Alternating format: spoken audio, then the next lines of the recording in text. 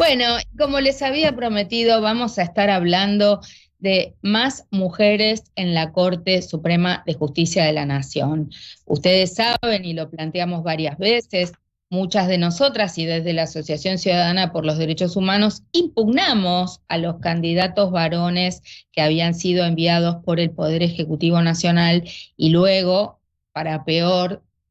designados por decreto. Nos opusimos a la designación por decreto, se produjo la designación de uno de ellos, García Mansilla, el otro no llegó no llegaron a tomarle juramento, pero por suerte, después de mucha insistencia, logramos que el Senado de la Nación tratara los pliegos y rechazara ambos pliegos. Un rechazo que fue de manera escandalosa, en el caso de García Mansilla todavía por más votos en contra que el hijo, y por supuesto, bueno, vamos a estar hablando con integrantes de la Red de Mujeres para la Justicia. Esta Red de Mujeres para la Justicia, integrada por juezas y funcionarias de todo el país, del Poder Judicial, había presentado un amparo para rechazar una designación que no cumpliera con la igualdad real de oportunidades y de trato para mujeres en los espacios del Poder Judicial y, por supuesto, era inaceptable una Corte Suprema solamente integrada por varones como ahora está. Así que les quiero dar la bienvenida y saludar, bueno, a Marcela Peronja. Ella es una amiga de la casa porque siempre trabajamos juntas en muchos proyectos, sobre todo en Maravilla de Mujeres contra la Violencia. La novedad es que ahora es defensora en Rosario, y bueno, también celebramos esa designación. Y también estamos comunicadas en Neuquén con Carla Estefanía,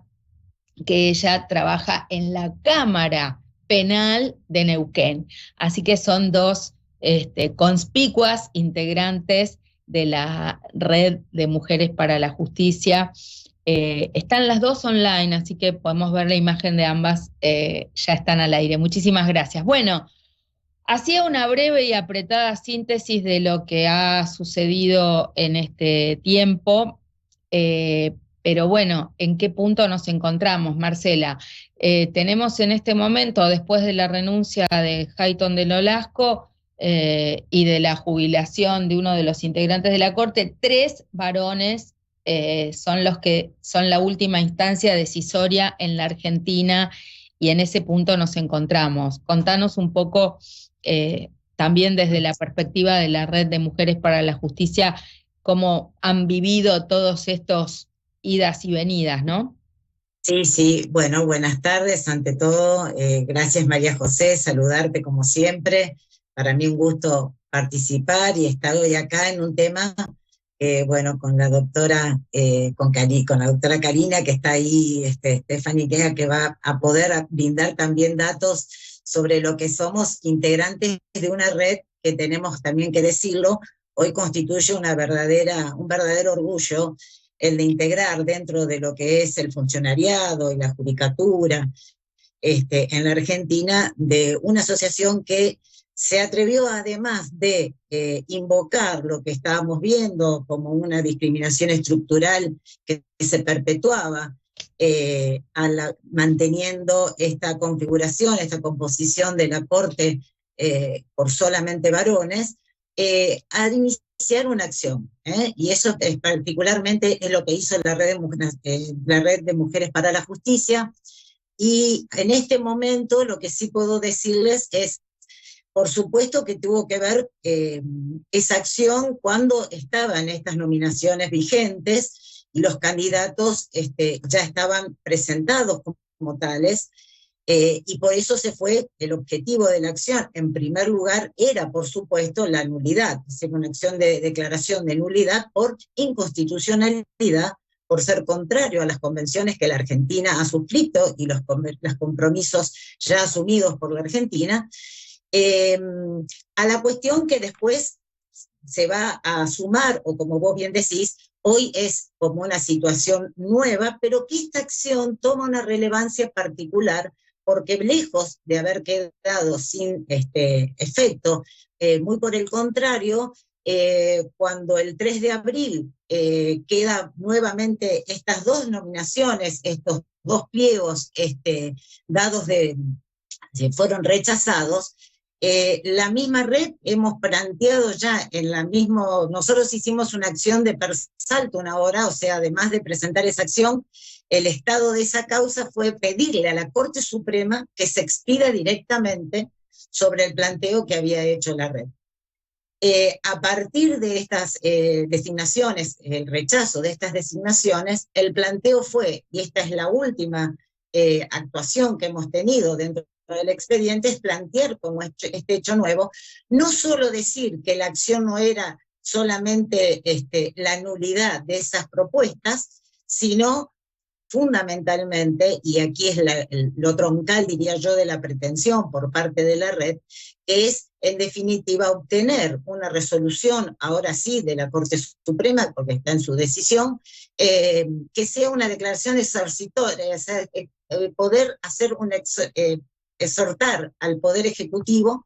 a plantear pautas claras en las próximas nominaciones. Y esto hoy constituye, después la doctora posiblemente vamos a agregar más a esto, ¿no? Pero es, sin lugar a dudas, una oportunidad única desde la urgencia que constituye la posibilidad que ya el Ejecutivo ha anticipado, la posibilidad clara de que sean nuevamente nominados varones, pero además también porque da la posibilidad institucional, histórica, una importancia histórica en el tema sería que la Corte se pueda expedir con anterioridad a la presentación de esas dos propuestas, ¿cierto? Entonces, esta es a lo que estamos exhortando desde ese expediente que debo decir también, como bien vos habías adelantado, por supuesto que ha tenido una repercusión en toda la ciudadanía, en toda la sociedad, porque la Corte Suprema de Justicia no es solo una parte, ¿no es cierto?, de los poderes del Estado y como tal, sino representativamente, institucionalmente tiene una importancia porque es la autoridad máxima de uno de los poderes del Estado. Entonces, la importancia institucional que el tema tiene, en donde está en juego estas cuestiones de género, ha tenido repercusión en todos los ambientes. Y en esta acción... Sí, estimada Karina, para darte Sí. también a vos la palabra, Sí, Karina bueno. Estefanía de Neuquén, ¿qué probabilidades reales ven ustedes que esta Corte, constituida por 3 varones, se expida diciendo, bueno, los próximos candidatos tienen que respetar la igualdad real de oportunidades y de trato, porque en realidad para llevar la Corte a igualdad real, como mínimo tendrían que nombrarse 2 mujeres? ¿Qué probabilidades hay de que eso ocurra cuando es una Corte que le tomó juramento a 2 cuestionados, bueno, a uno de los 2 cuestionados propuestos por el Ejecutivo, designado por decreto, o sea que acumula una serie de nulidades la decisión de la Corte que no parecen ir en la dirección de que sea un fallo favorable a la igualdad real de oportunidades y de trato? Hola, sí, bueno, gracias en primer lugar por la entrevista y poder dar nuestro mensaje desde la red para toda la ciudadanía respecto de las razones de este amparo que presentamos ante la Corte, de este litigio estratégico, como lo llamamos nosotros, y para no extenderme y responderte lo que nos estás planteando, que es más que interesante, porque, bueno, como te dije, nosotros sabíamos que este era un litigio estratégico que estábamos pidiéndole al máximo tribunal de nuestro país que garantice la representación de las mujeres nada más y nada menos que en ese tribunal, ¿no? Vos relatás muy bien que la Corte ha tomado una serie de decisiones en este último tiempo que podrían hacer inferir que no tiene voluntad de resolver favorablemente este caso, pero yo soy más optimista, en primer lugar porque nosotros acudimos a la justicia porque es democráticamente la mejor forma para hacer valer nuestros derechos. Y yo destaco en este punto que el Poder Legislativo de la Argentina ha sido receptor, por lo menos desde la recuperación de la democracia, esta parte de los reclamos de las mujeres en cuanto a que nos garanticen la igualdad real en todos los quehaceres cotidianos de la vida de las personas, desde lo doméstico, lo empresarial y lo público. Tiene el legislativo claramente una deuda pendiente con el Poder Judicial porque a diferencia de lo que ocurre con las leyes de cupo que sí benefician a las mujeres en el sentido que pueden llegar a ocupar esos cargos, no hay una ley que establezca que la equiparación o la equidad en la representación en los tribunales colegiados como en la Corte. De manera que si el legislativo no ha dado ese paso todavía, es importante que el Poder Judicial lo haga. Y aun cuando esta Corte esté integrada por 3 varones, la Corte no puede olvidar, al menos sus 3 actuales representantes, lo importante que ha sido el Poder Judicial en materia de género, porque cuando habían 2 mujeres que lo integraban, las doctoras Hayton y la doctora Argibay, fueron ellas las creadoras de la Oficina de la Mujer, que ha sido más que importante en todas las políticas de género de nuestro país. No en todos los mundos se repite esto, ni se replica, de que haya sido el Poder Judicial un motor tan importante en favor de las mujeres. De manera que estos 3 ministros que tenemos actualmente tienen la oportunidad histórica de reconocer la necesidad de darle a las mujeres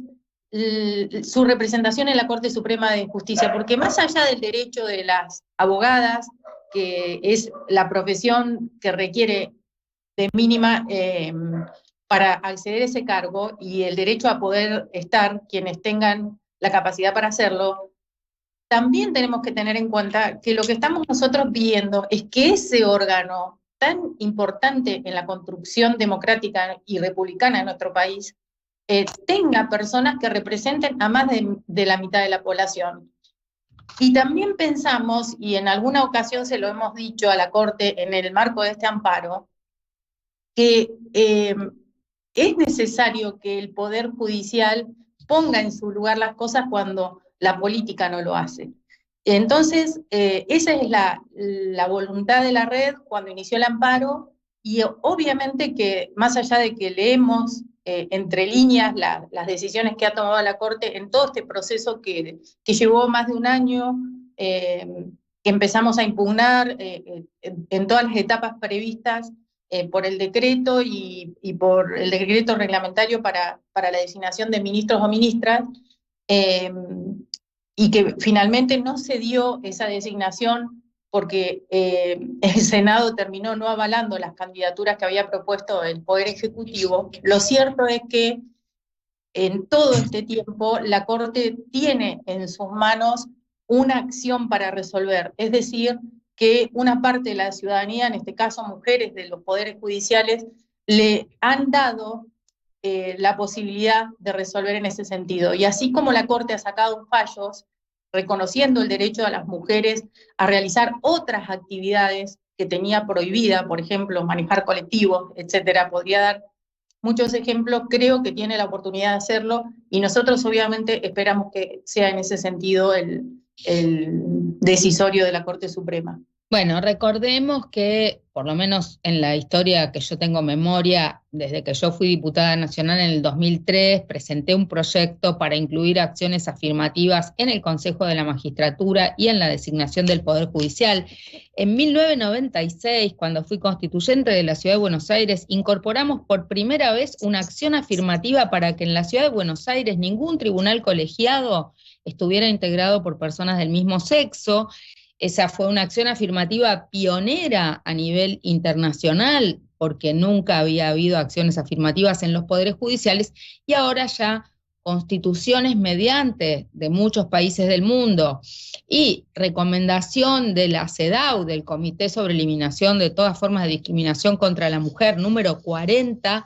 también hay acciones afirmativas en muchos países del mundo donde también la paridad no está solo vinculada a los poderes legislativos, sino también a los poderes ejecutivos y judiciales. Pero bueno, en Argentina todavía no hemos tenido gabinete paritario y tampoco poder judicial con paridad. Recuérdennos un poquito cuántas mujeres en los distintos niveles del poder judicial,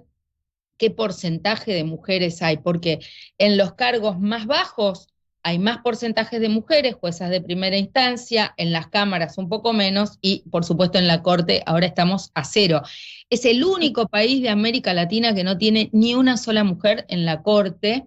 y además también están los tabiques, ¿no? Hay fueros que tienen más mujeres y fueros que tienen menos mujeres. ¿Por qué no nos recuerdan un poquito eso, Marcela? Esto, ¿no? Que es importante, la cobertura no es menor a la hora de la decisión de la red porque hay 0% de mujeres en la Corte. Entonces, es una oportunidad histórica para resolver porque está clarísima la discriminación que significa ello. Pero bueno, mira, en los superiores tribunales de las provincias,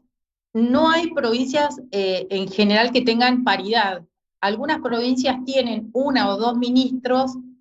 mujeres, pero en porcentaje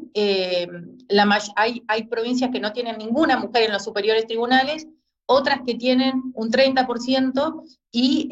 1 o 2 solamente alcanza la paridad. Por supuesto, no hay ningún tribunal integrado solo por mujeres, ¿no? Y después, bueno, en las cámaras de apelaciones, que es una instancia anterior, el 30% de los cargos ocupados son por mujeres, es decir, que también estamos ante un porcentaje muy bajo. A medida que se asciende en la carrera judicial, se observa que hay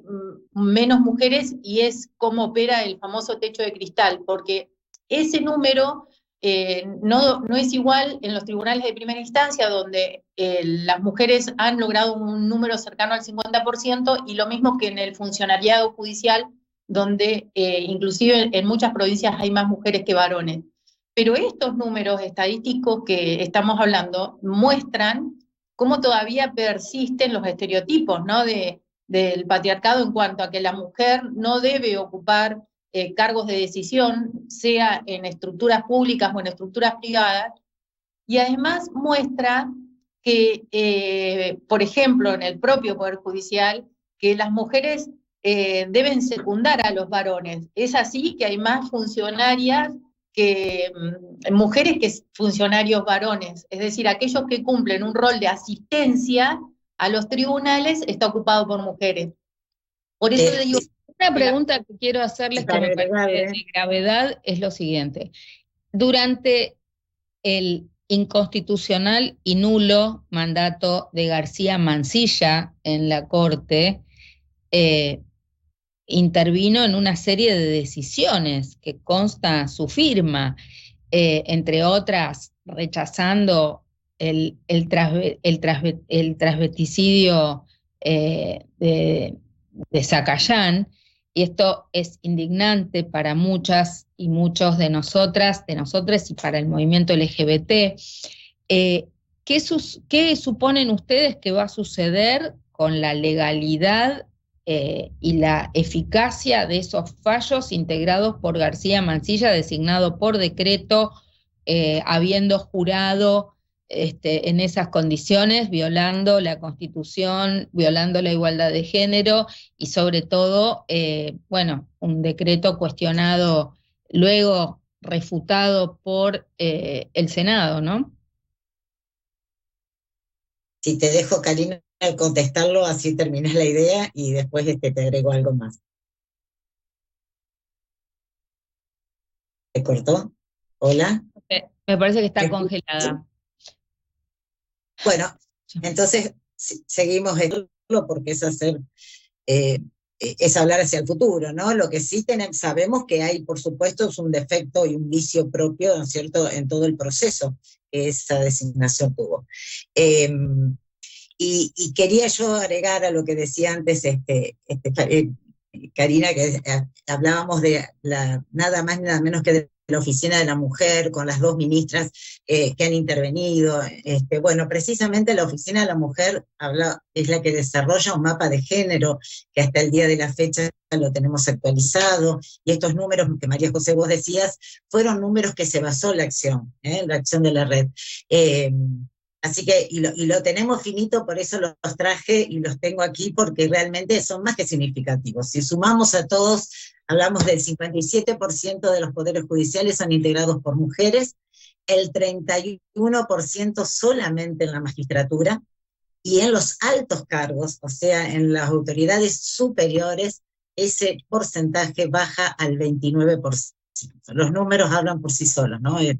poquito quería agregar ese dato. No sé si querías contestar algo, Karina, sobre la pregunta de los fallos con el voto de García Mansilla. Recordemos que el Senado, cuando rechaza el pliego de García Mansilla, bueno, las intervenciones en el Senado tienen fundamentos muy fuertes. No se trataba simplemente de que eran dos varones. En el caso de García Mansilla, se cuestiona su visión y su interpretación constitucional originalista, sus posturas antiderechos, o sea, es un daño grave que los otros integrantes del tribunal le hayan tomado juramento y que haya intervenido en decisiones, siendo un decreto del Ejecutivo después refutado también por el legislativo, ¿no? Que ahí también se siente el peso de nuestro porcentaje paritario de mujeres en el Senado. Sí, igual, mira, yo te diría que en principio no corresponde que nosotros de alguna manera definamos o nos despidamos sobre cuál va a ser la validez o no de las decisiones que tomó un juez. Yo prefiero referirme al proceso completo de la designación del juez García Mansilla y del doctor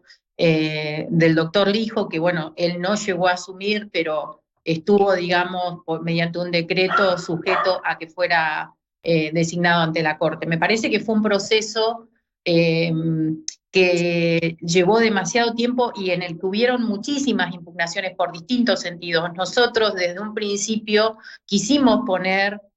sobre la mesa y sobre todo otro tipo de cuestionamiento más personal o académico o intelectual de los candidatos, la cuestión de género, porque pensábamos en esta situación actual, que la decisión que nosotros estamos pidiendo es para que no vuelva a ocurrir en el futuro. Y de hecho, Marcela lo decía, algunas noticias informan que el Poder Ejecutivo va a insistir en la proposición de varones, es decir, desoyendo todas las impugnaciones que hizo, no solo la red, sino una cantidad de organizaciones en defensa de la igualdad de género que propiciaban justamente que la Corte estuviera integrada con el mismo número que los varones. Lo cierto es que ese es el sentido de nuestro amparo, y respecto de la actuación del Senado, que uno podría decir tardía, porque todo esto se pudo resolver en otro tiempo y no generar todo este clima que se generó respecto de la integración de la Corte, también señalo que para muchas mujeres los discursos no pusieron, que escuchamos ese día, no pusieron énfasis en la cuestión de género, sino en otras situaciones más relacionadas con la actuación política de los gobernantes, que con cumplir con la Constitución y los mandatos convencionales que ha asumido nuestro país. Porque aquí lo que nosotros hemos señalado cuando iniciamos el amparo, que el derecho de las mujeres de integrar la Corte Suprema de Justicia de la Nación es un derecho constitucional y convencional reconocido por los tratados internacionales.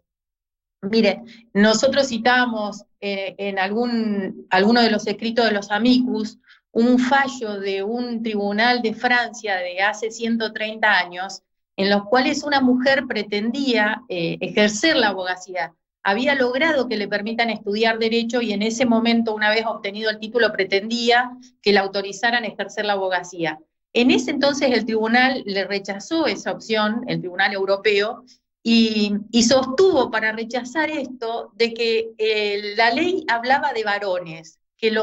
quienes podían ser, estaba escrita en masculino la ley. Entonces, no se podía hacer una interpretación extensiva de esa norma y habilitar a las mujeres, y agregaba como fundamento que si eso fuera así, también se estaría aceptando que las mujeres pudieran ser juezas.